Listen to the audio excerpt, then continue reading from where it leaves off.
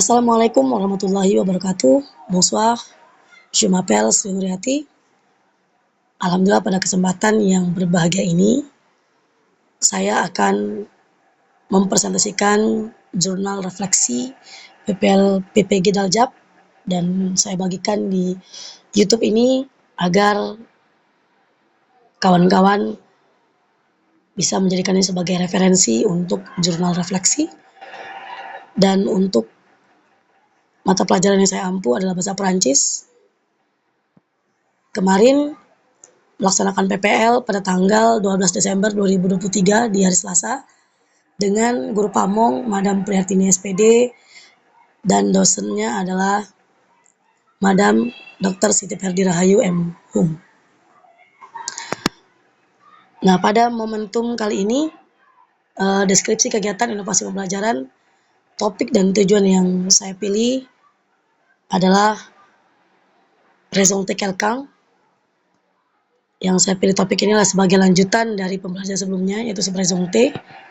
Dan kemudian tujuan pembelajarannya adalah agar peserta didik dapat mensimulasikan, mengulangi, dan menerapkan tindak tutur untuk menyatakan dan menanyakan jati diri dengan tepat, khususnya dalam keterampilan menulis bahasa Perancis.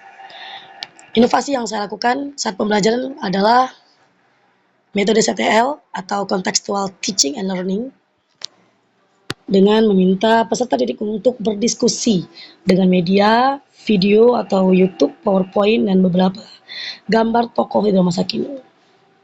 Dan ada beberapa alasan kenapa saya memilih metode CTL dalam pembelajaran tersebut.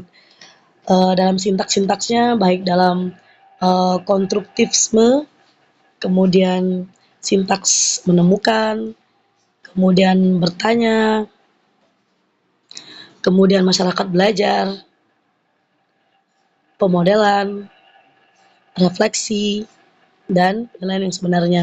Di situ sudah saya paparkan mengapa dan inovasi-inovasi yang saya terapkan dalam 7 komponen langkah penggunaan media atau metode CTL ini.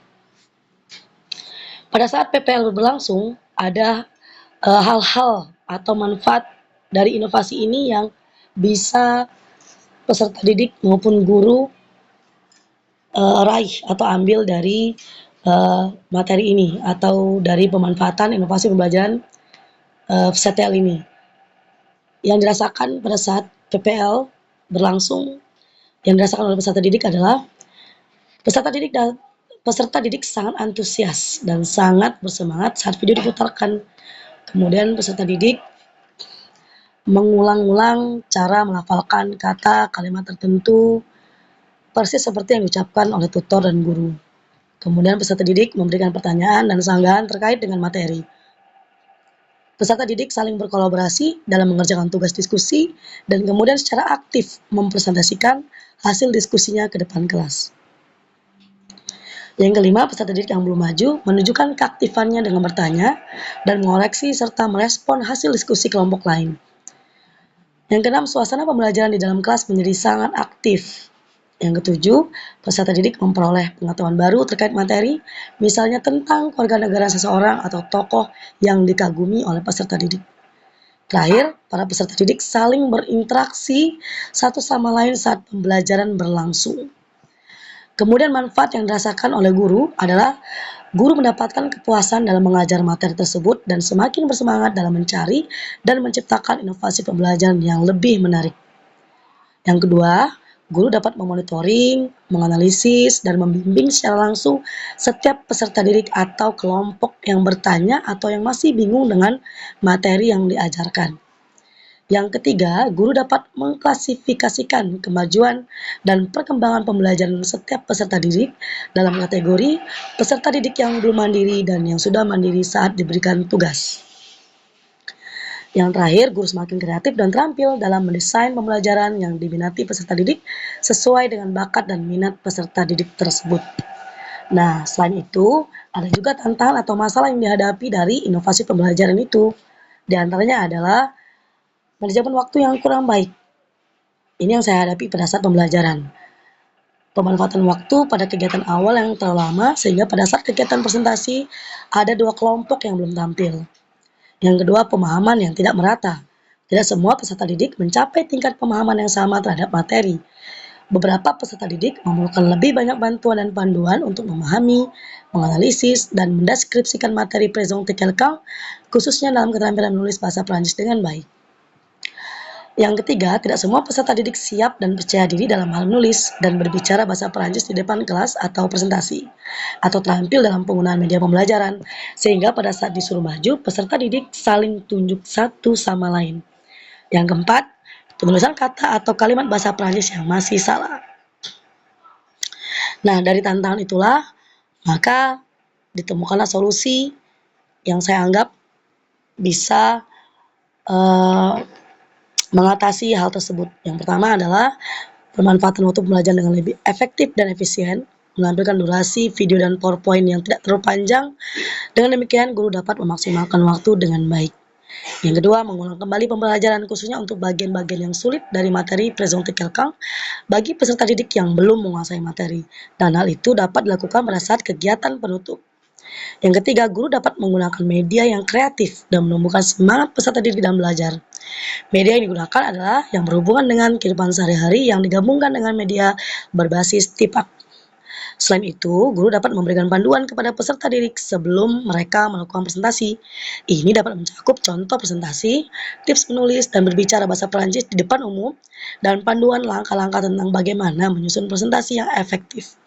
Hal ini akan membantu peserta didik merasa lebih percaya diri dan siap dalam melakukan presentasi. Yang keempat, mencari dan menemukan metode inovasi pembelajaran bahasa Perancis yang lebih menarik yang dapat disesuaikan dengan materi, misalnya PJBL atau metode yang lainnya. Setelah itu, ada rencana tindak lanjut sebagai inovasi pembelajaran untuk kedepannya. Yang pertama adalah menentukan metode pembelajaran. Strategi yang dilakukan guru dalam menentukan metode pembelajaran adalah dengan tidak sepenuhnya ceramah, tapi pembelajaran yang menerapkan student-centered learning. Yang kedua, guru harus dapat menggunakan media yang kreatif dan menumbuhkan semangat peserta didik dalam belajar. Media yang digunakan adalah yang berhubungan dengan kehidupan sehari-hari yang digabungkan dengan media berbasis tipak, di mana siswa mengamati melalui tayangan video, salah satunya. Yang ketiga, belajar sambil bermain. Mempelajari bahasa Prancis agar lebih mudah adalah dengan mengajak peserta didik bermain games, kuis-kuis tentang kosakata atau melafalkan kata atau kalimat bahasa Prancis. Yang keempat, bernyanyi. Peserta didik akan diajak mendengarkan lagu-lagu sederhana dalam bahasa Prancis, kemudian bernyanyi bersama dan setelah itu masuk ke materi yang akan diajarkan.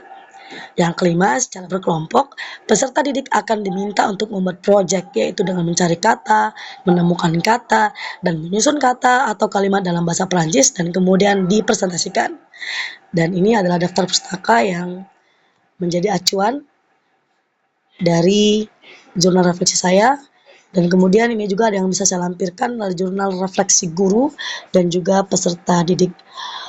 Oke, baik, demikianlah hasil atau presentasi jurnal refleksi saya dan semoga bermanfaat untuk kawan-kawan semua. Merci beaucoup. Wassalamualaikum warahmatullahi wabarakatuh.